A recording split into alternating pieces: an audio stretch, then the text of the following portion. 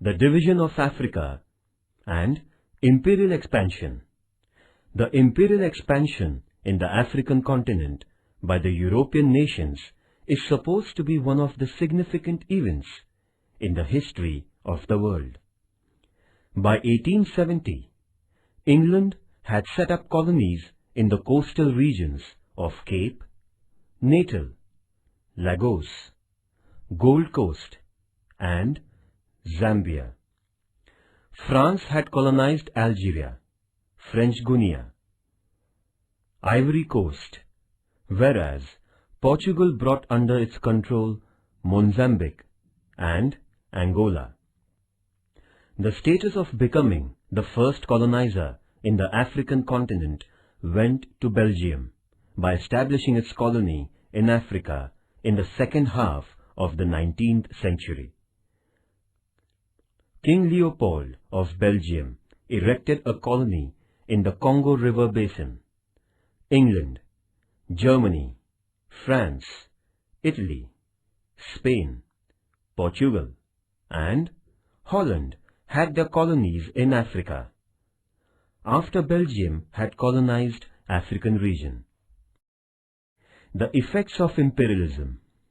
Modern imperialism, forcing supremacy over weaker nations, had constructive and destructive effects in modern times. A. The constructive effects of imperialism. First, physical reformations. The European nations had to bring in some reformations for maintaining a control of the colonies. These reformations consisted in making of roads for quick military movement and internal transportation, railway, post, telegraph, aeroplanes, canals, etc. As the colonizers stood to gain these facilities, it also helped local people, creating a kind of interaction among people. Second, spread of education. For the sake of prosperous business, propagation of Christianity, and humanitarian interests, education was given a boost. Consequently, the colonies came under the impact of Western education. Instead of importing educated people from the native places, the colonizers began to educate the local people for raising qualified manpower necessary in assisting administration. Third, intellectual change. There began an intellectual exchange among the people belonging to different parts of the world.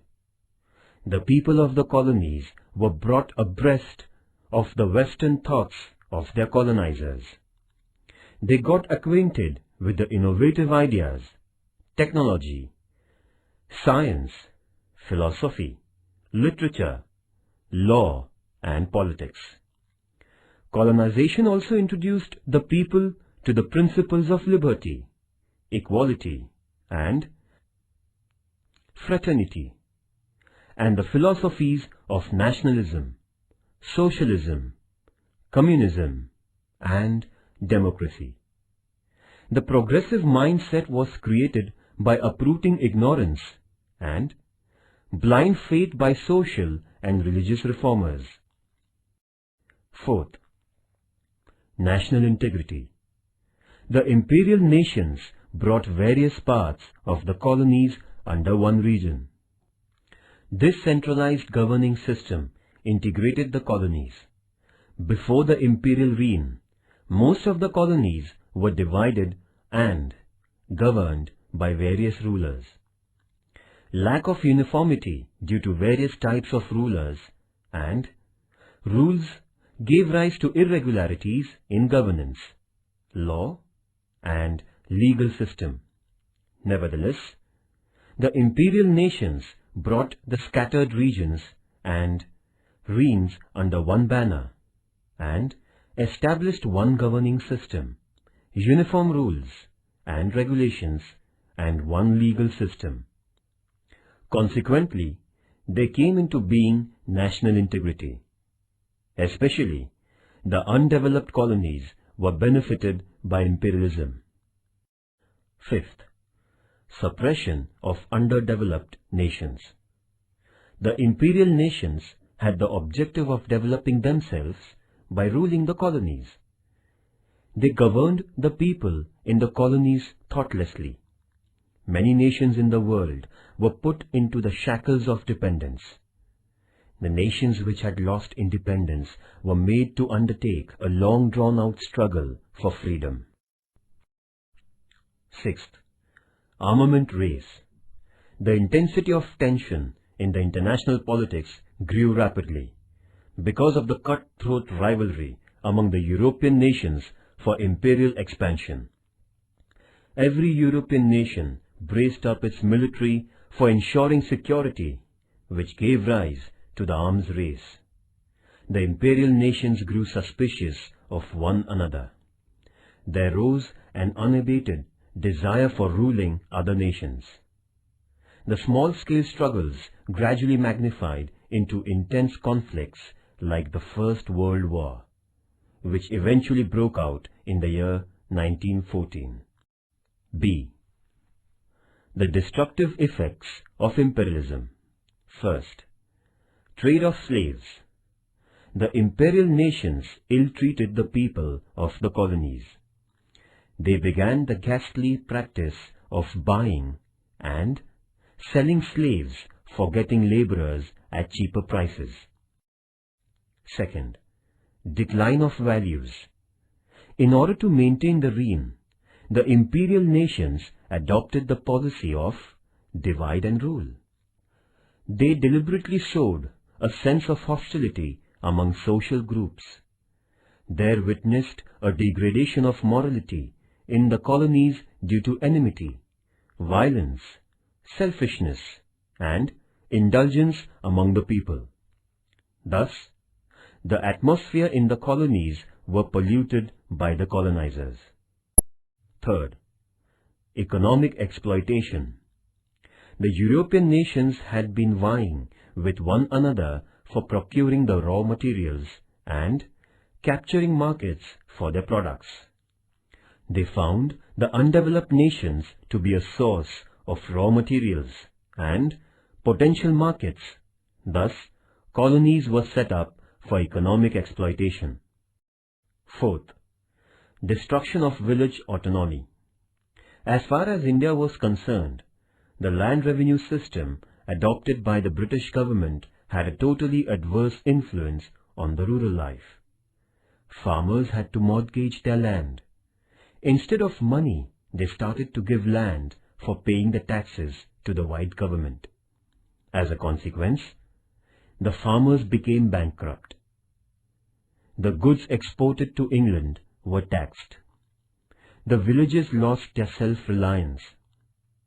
Indian industries were closed down, making workers jobless. Fifth, rise of new leadership.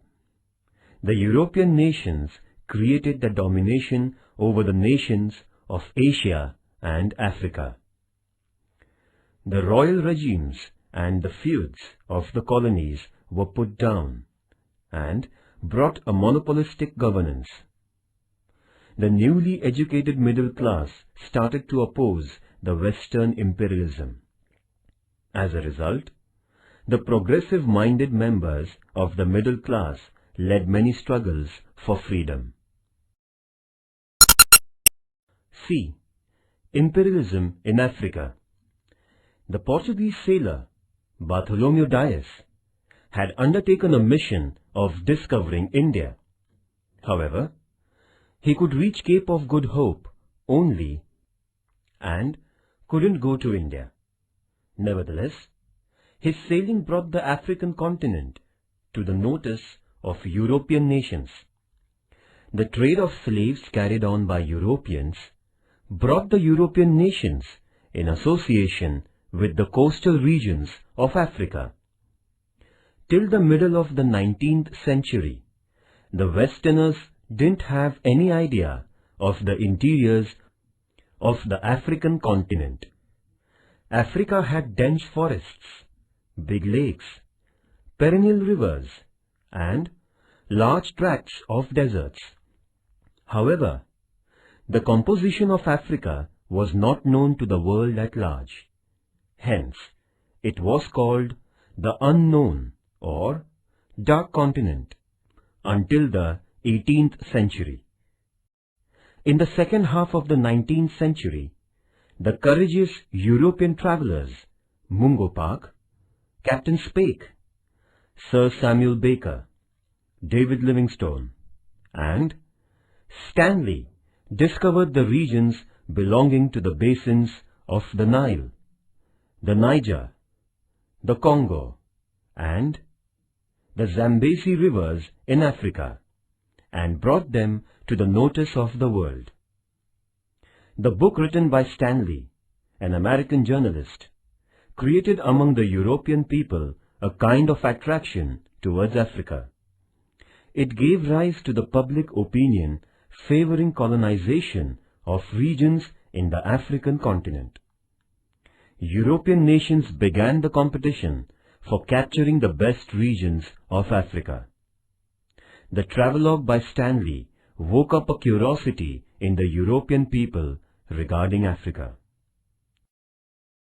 England. England set up its colonies in the Niger River basin of Africa.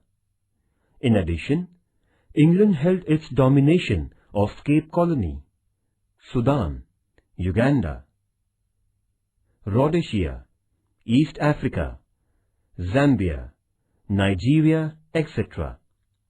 England took possession of Egypt under the pretext of the security of the Suez Canal. Dutch.